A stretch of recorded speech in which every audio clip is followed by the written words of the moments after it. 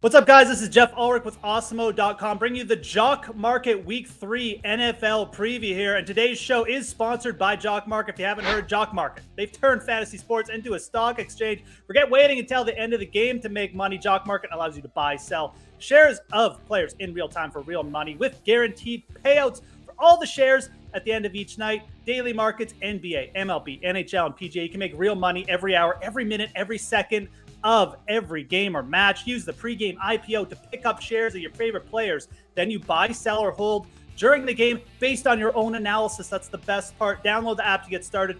Use our exclusive Awesemo promo code Awesemo for up to a $50 bonus on your first deposit. This is an exclusive offer only available to the Awesemo community, so make sure to take advantage of it today. That's Awesemo for a $50 bonus.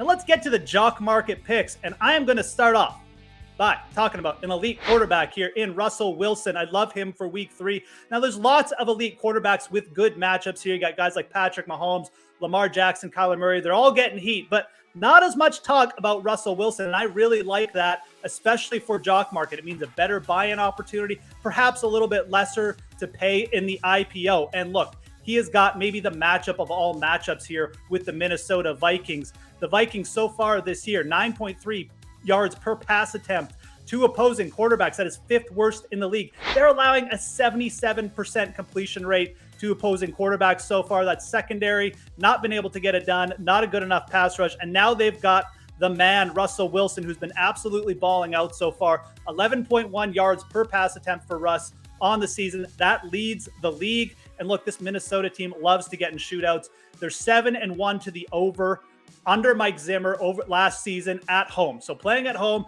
in that fast-paced dome, Minnesota has been going over. You got Seattle here with a 28.25 implied team total. Everything speaks to a big game for Russ. Buy in. If you got to pay up a little, don't worry about it. Russ should take care of you. Let's get to our second pick now, guys. Let's go to the receiver position, the wide receiver position. And I think there's a little bit of opportunity out here in Pittsburgh. We've got Deontay Johnson out. Let's target Chase Claypool as a result.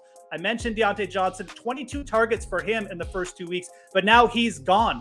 This Steelers offense, guys, it has been pass heavy once again. They led the league in pass attempts per game last season. They're doing it again. They cannot run the ball. They're averaging about 3.2 yards per pass attempt, and they're running the ball the second fewest of any team in the league so far in 2021. So what does this mean for Chase Claypool? It means an expanded role. He's been running a lot of deep routes. He's got 14 targets on the year, but you know that they're going to keep throwing them, and they know a few of those Deontay Johnson targets are going to go to Claypool. Now, Claypool himself hasn't found the end zone yet, but averaging 19.1 yards per reception. The big plays have been there. He just hasn't got that touchdown luck, though, but that should change quick. Cincinnati, a bit of a funnel defense, have been really good against the run.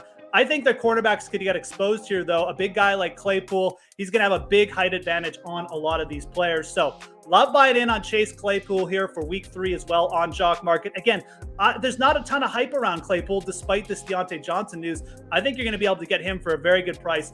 And I think that if he explodes for that big, long touchdown, you're going to get really good payouts there on Jock Market. Okay, last pick of the week. Let's stick with the receiver position. Let's go to tight end. A guy I absolutely love so far this year for fantasy, TJ Hockenson. Again, another player really performing well. Not that much talk about him. It feels like people are afraid of targeting this Detroit offense, but just means a good buy-in level for Hockenson. 20 targets so far for TJ Hockenson. He is the wide receiver 1 of this team, despite being a tight end.